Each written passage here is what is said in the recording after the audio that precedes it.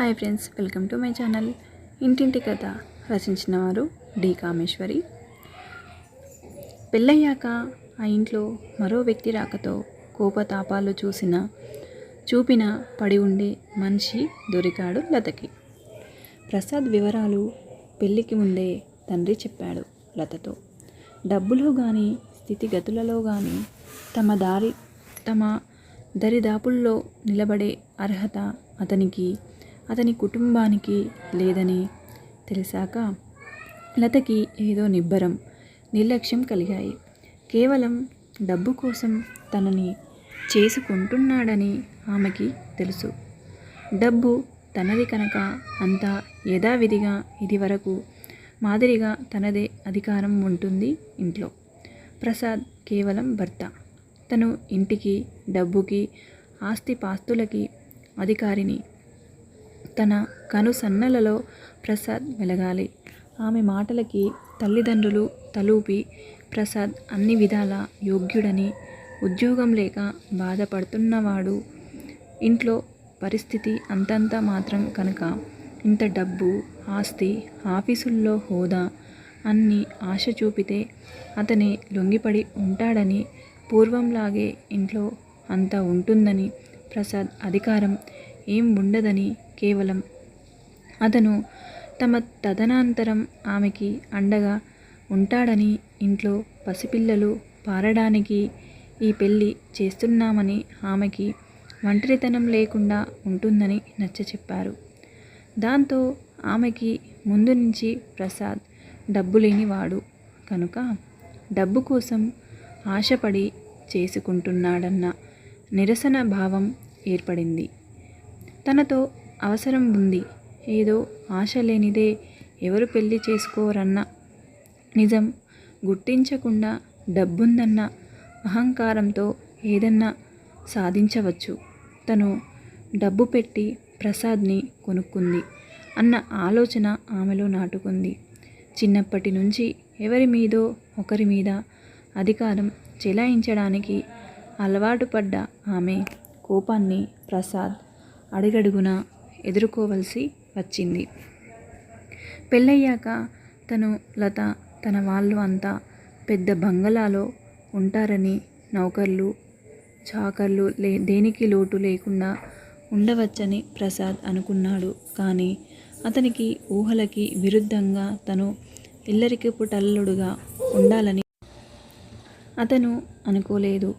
అలా ఉండాలని ముందుగా అతనితో నారాయణమూర్తి గారు చెప్పనూ లేదు. ఇంట్లో తల్లిదండ్రులకి అనుమానం రాలేదు.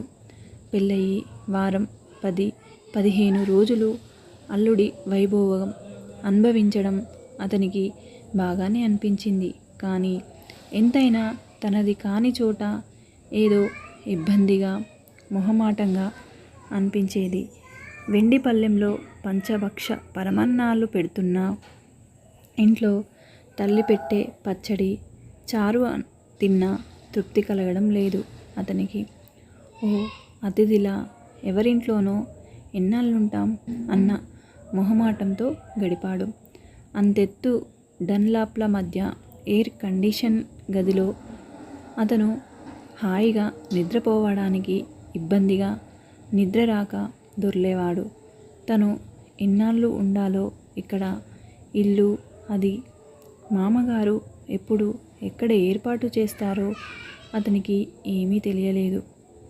అడగాలంటే ఎవరిని అడగాలో, ఏమని అడగాలో తెలియక మొహమాటపడి ఊరుకున్నాడు.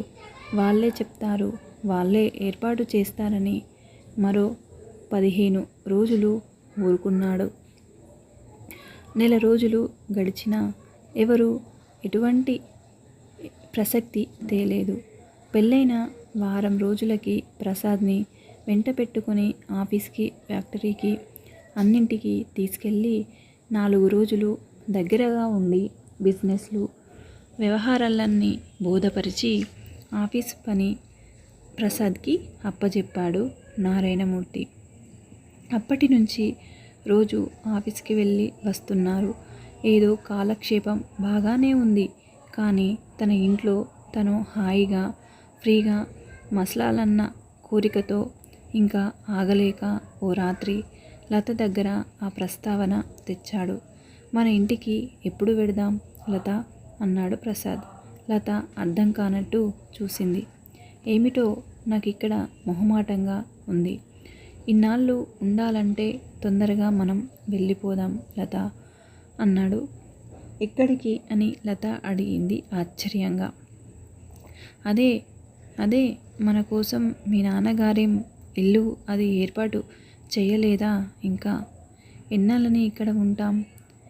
ఇక్కడుండక ఎక్కడుంటాం అని లత అంటుంది.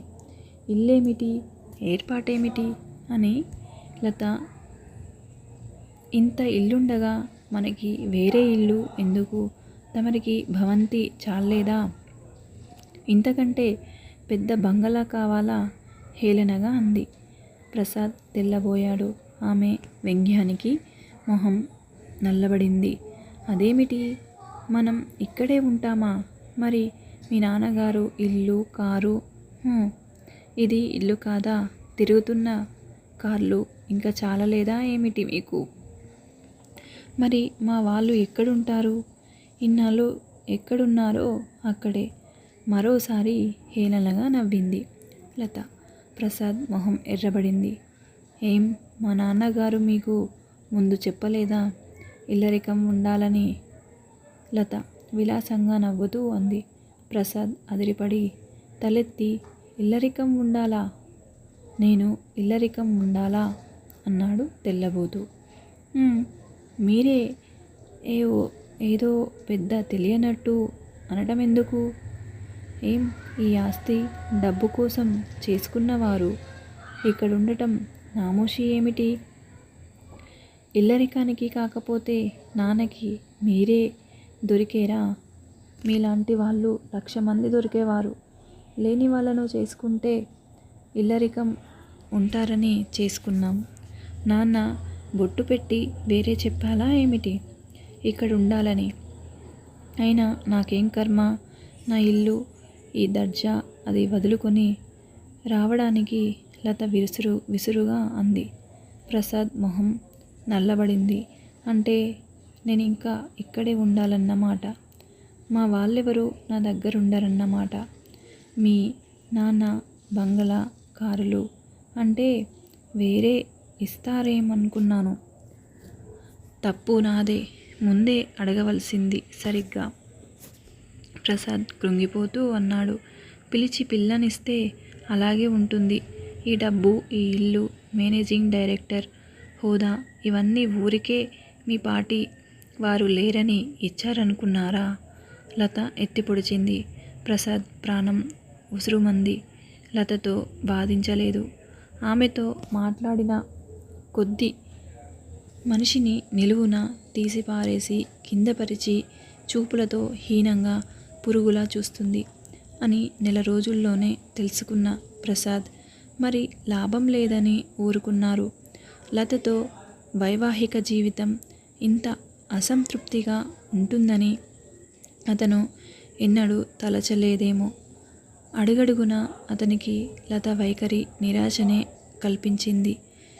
దానికి తోడు లత కాస్త సౌమ్యంగా ఉన్న సమయంలో కోరికతో దగ్గరకు తీసుకునేసరికి సన్నగా ఎండిపోయి పుల్లలా ఉన్న కాళ్ళు, ఎముక మీద చర్మం సాగదీసి కప్పినట్లుండే ఆ రోగిష్టి కాళ్ళు చూసేసరికి అతనికి ఉద్రేకం దిగజారిపోయేది. దానికి తోడు నడవకుండా అనుక్షణం పక్కవనంటి ఉంటుందేమో. పరిశుభ్రమైన గాలి, వెలుతురు సోకకుండా ఉండే చోట కూర్చోవడం వల్లనో మరెందువల్లనో ఆమె శరీరం నుంచి అదో మాదిరి వాసన. ఏ ఖరీదైన సెంట్లకి లొంగని ఆ వాసన వెగటు పుట్టించేది. తన దగ్గరికి రాగానే ప్రసాద్ మొహంలో జుగుప్స స్పష్టంగా చూసేది లత. దాంతో ఆమెకి ప్రసాద్ పట్ల మరింత కసి పెరిగింది. తన డబ్బు తింటూ తన డబ్బుతో సుఖాలను అనుభవిస్తూ తనని చూసి మొహం వెగటుగా పెడతాడా? ఈ అవతారం ఉండబట్టి కాదు తన ప్రసాద్ లాంటి వాడికి భార్య అయ్యింది. లేకపోతే తనకి ఏం కర్మ ఇలాంటి గతి పట్టలేని వాడిని చేసుకోవడానికి, తను అనుభవించలేనివి తన వల్ల అనుభవిస్తున్న కృతజ్ఞత ఉండదు ఆ మనిషికి. లత ఆలోచనలు అలా సాగేవి. లత దురుసుతనం, అతని హేళనగా మాట్లాడడం, కించపరచడం అవన్నీ ప్రసాద్ సహించలేక ఆమె సౌమ్యంగా, గౌరవంగా మాట్లాడితే నా సానుభూతి, ప్రేమ లభించేవి. నన్ను పురుగులా, తన బానిసలా చూస్తే నేను తనని ఎలా ప్రేమించగలను? తన తప్పు లేదని ప్రసాద్ తనని తాను సమర్థించుకునేవాడు. Thank you for watching. ఈ స్టోరీ మీకు నచ్చినట్లయితే లైక్ చేయండి, షేర్ చేయండి, కామెంట్ సెక్షన్లో కామెంట్ చేయండి.